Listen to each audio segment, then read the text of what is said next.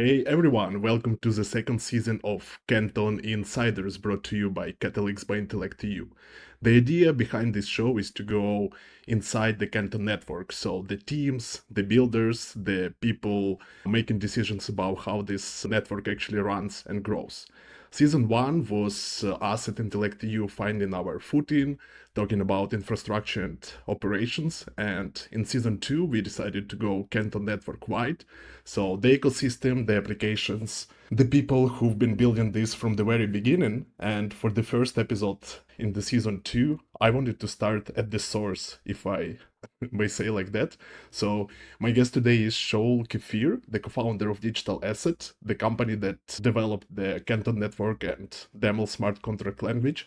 Basically, if you are building or running the infrastructure on Canton Network, you are working on something that his team designed and developed. And today we are going to talk about how Canton Network came to life, why institutions are choosing it, and what did it take to bring it from the concept to production. Shaul, welcome to Canton Insiders. Thank you. It's a pleasure to be here, and thank you for all the great work that you guys do at IntellectEU and Catalyx. It's a pleasure. The first question might be pretty boring, and I think you answered it for multiple times, but it's kind of the logical start for the first episode of season 2. So, why Canton, and how did the idea for the network come to life, and what was the vision from the day one? Yeah. So first of all, the three of us, Yuval, Eric, and I, the founders of Digital Asset, we've been around the crypto space since around 2010, 2011 for Eric. For me, it was 2012, 2013. Yuval also around that time. So we've been around crypto for a while, and we've also been around traditional finance. Yuval and Eric more so than me through DRW. I started my way in crypto as starting a Bitcoin brokerage in Israel. So came to know the TradFi world through the integrations and having to interact with money transmission businesses and banks. And it was very clear to us that this vision of you can use blockchains for more than just coin and more than just cryptocurrency, we completely understood the impact. We thought this was going to be a huge thing that's going to completely change how capital markets work. But at the time, the way people were approaching it felt wrong, felt immature in terms of the kind of the assumptions that people were making on, oh, everyone is going to come to a Bitcoin-like stack. This was pre-Ethereum, but already, Vitalik and the founders of Ethereum were already talking about their design. There were some precursors to Ethereum, things like Mastercoin, and we just didn't think that that architecture could work. So we set out to build a blockchain with a slightly different architecture, but really tailored to the way we thought that we would be able to bring traditional finance on chain. So that was kind of the original idea, and that's what we've been doing for the decade since. And bringing this vision of this complexity to life, it requires some time and efforts. What were the biggest challenges or bottlenecks getting Canton from concept to the production, to the network that we see right now? Yeah, I mean, there were quite a few. Of course, there were technical bottlenecks. We started in one way, and then over time, we understood kind of the constraints of financial institutions and changed way. And I think we challenged a lot of the long-held beliefs and assumptions of the crypto space on how things work. I mean, a lot of people look at Canton today and say, "Hey, this doesn't look like a typical blockchain that we know." We actually started from a complete Bitcoin that we did. So, when we started, we thought we were going to use CoinStack with zero knowledge proof, specifically with ZK Starks before they were called ZK Starks, and using Merkleized abstract syntax trees that the folks at Blockstream were working on before there was Blockstream. So our approach was completely like a modified Bitcoin, but over time we needed to really revise that and think about a different architecture. So that was one aspect. But outside of the technical side, there was market education. So, the TradFi space saw this thing, saw this cryptocurrency thing start, were very afraid at the beginning, thought Bitcoin is, money for drug dealers. So it wasn't the kind of that it was today. So market education was a very hard thing. And getting the first customers before the software stack is mature was very, very hard. So if you think about where Canton is today, it has all of the bells and whistles and things that a financial institution needs from a security perspective and regulatory and compliance. It didn't have that at the beginning. So getting those first early adopters to really buy into the value proposition before Canton had the time to mature, that was a very hard thing. And for those first 5 years before Canton even went live.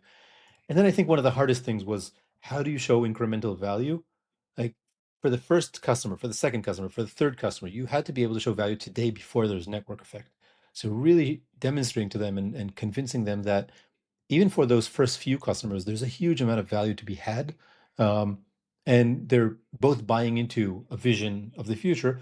But with a traditional financial institution, you can't just come and say, hey, in 10 years, when everyone joins, you're going to get value, because then they're going to say, okay, call us in 10 years. It was actually showing, hey, actually from the first use case, there's some value. It's not the full value. It may not be worth the pain if it were just for this, but there is value. And that was very hard to get that kind of bootstrapping in place. But we had great partners and great customers who really worked with us over the years to get there.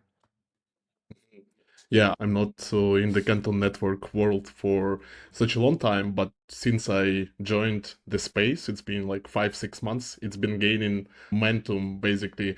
I even refer to it as currently as a Canton first world for the institutions. And Yeah. in your in your opinion, what like with so many blockchain options available right now, what exactly makes institutions to pick Canton over alternatives?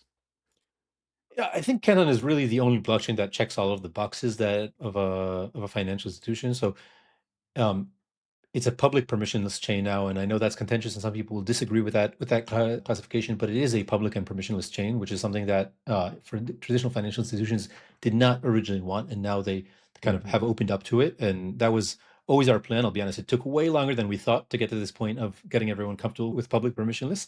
And I still think a lot of traditional financial institutions are still not 100% comfortable. But so it is a public chain. It is a public chain that has generic smart contracts in a language that is very, very safe and secure, and it has privacy. So there are many chains that try to retrofit privacy on top of a public chain. They all have their different trade-offs and security flaws, and Canton really was designed from the beginning to not have a lot of the security flaws that other chains have.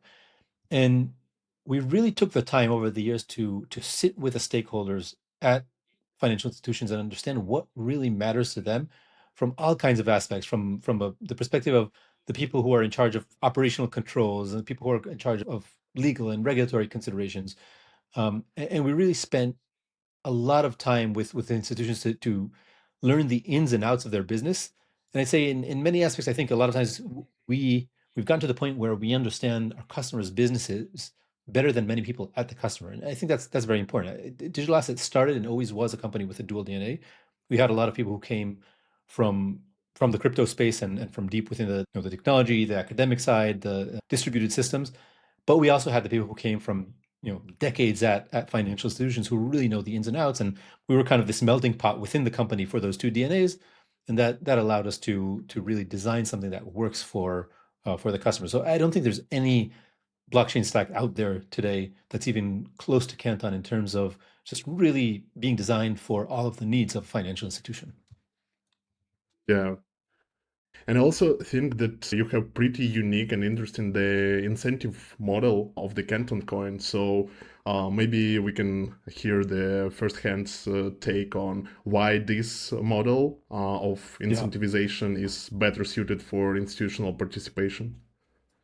Yeah, first of all, here I'll say we actually had the benefit. If had we launched Canton as a public network with a coin earlier, we wouldn't have had the benefit of seeing a decade of experimentation. So we're really here.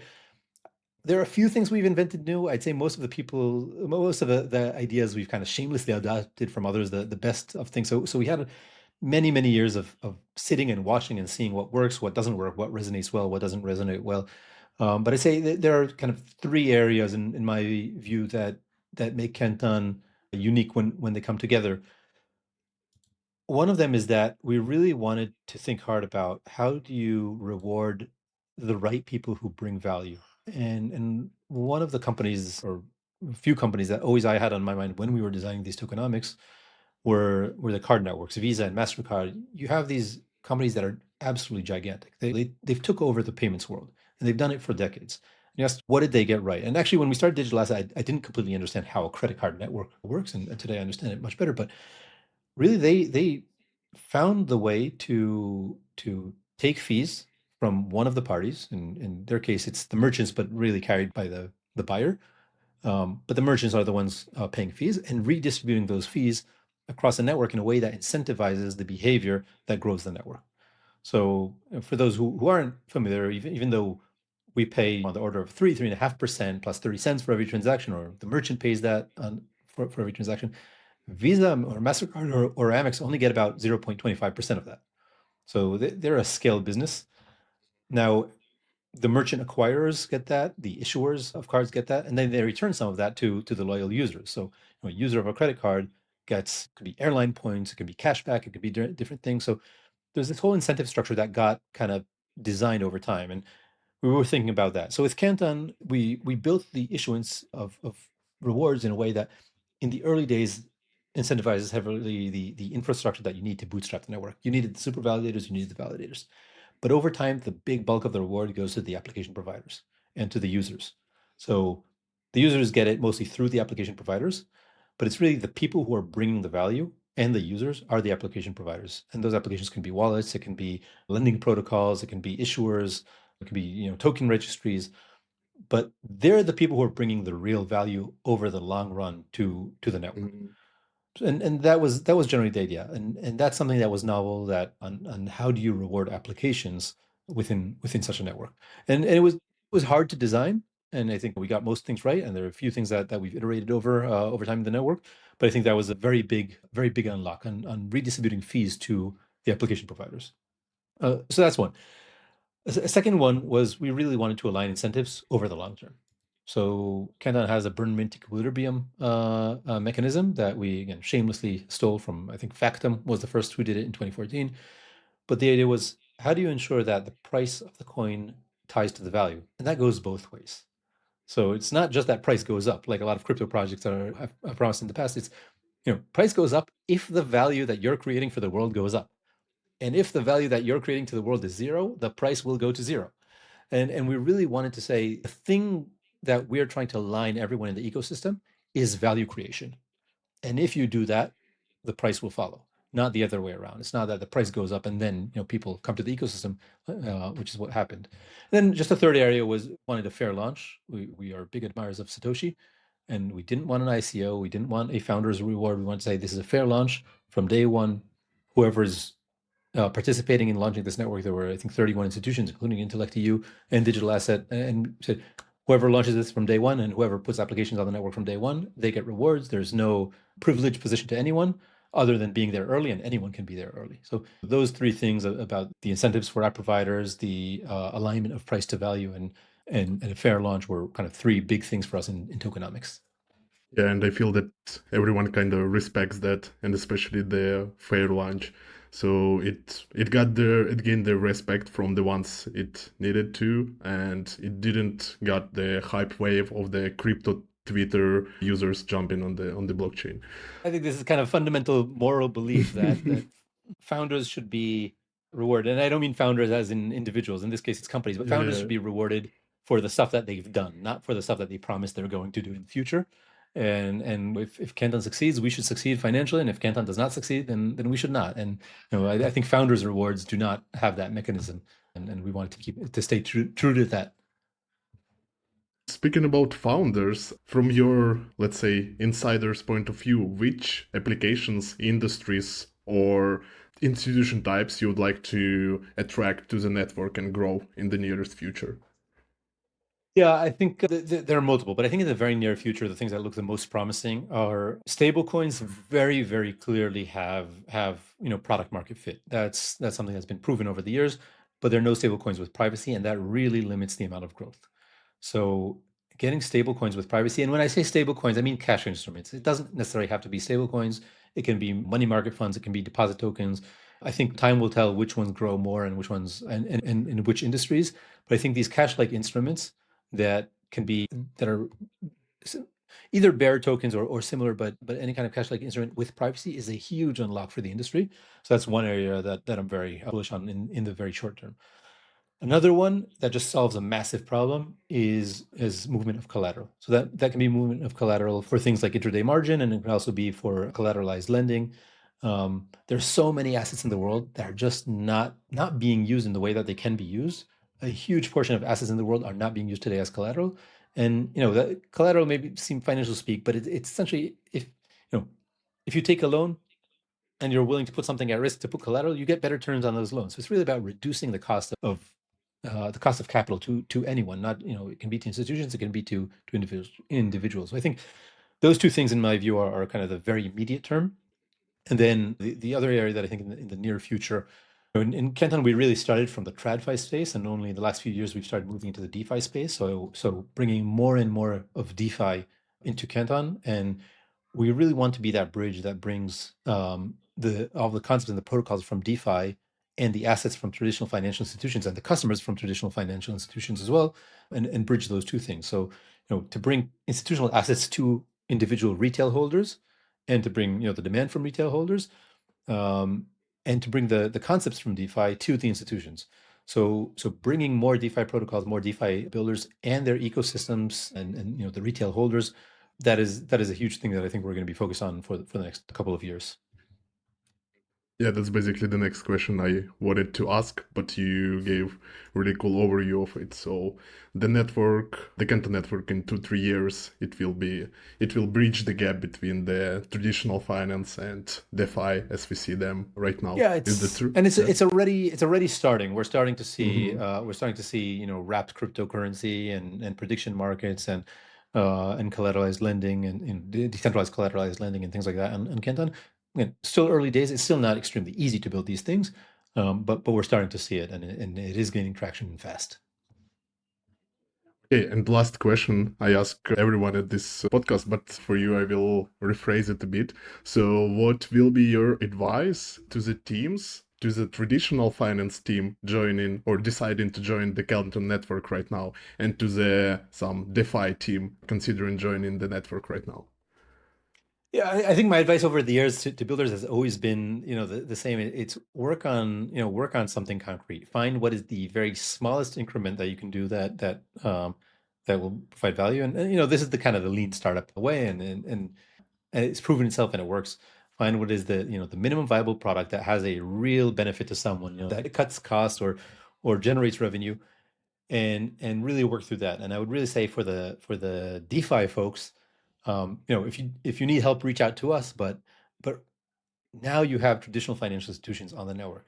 Like, figure out what are the things that you wished you could do, but now that you have real U.S. Treasuries and other assets on the network, or and soon equities, and we have credit funds, and you know work directly with those institutions and build something, and look for the smallest increment that you can get live within 3 or 6 months, and go and launch that and start iterating over that. And it's the same for the traditional financial institutions. I think the DeFi folks kind of intuitively understand lean startup, traditional financial institutions less so. But I'd really say, like, go and do that. No POCs, shouldn't be these POCs or prototypes. It should be production stuff, but as fast as humanly possible. And if we haven't really seen this in the first 2 years of Canton, but now we're starting to see traditional financial institutions launching real significant products within 6 months from first line of code, 9 months. And that's very, very fast for a big financial institution. And we want to see more of that, and we want to see that accelerating. Yeah, happy to see more use case. And if anyone needs help with the infrastructure side of things, we at Intellect.eu happy to bring more use cases to Canton Network. So thank you for being great partners. We do see Intellect.eu with so many of our customers, and you've been great partners on the Canton Network, and great partners to your customers in building applications for the Canton Network. So great job, and keep that up. Yeah, thank you, Shaul, for joining me. So we've been partners of Canton Network for a long time, and now we're trying to bring even more education and awareness about the Canton Network. So that's why basically this quick show exists. Thank you for joining and sharing the insights for the Canton Insiders podcast. The Canton Network is live, the governance is running, the institutions are here, and next comes more applications, more use cases, more institutions hopping in. So that's what we are going to cover in the Canton Insiders, and show what these participants are building on the Canton Network. So follow along for more episodes. Thank you, Shaul, one more time. Thank you.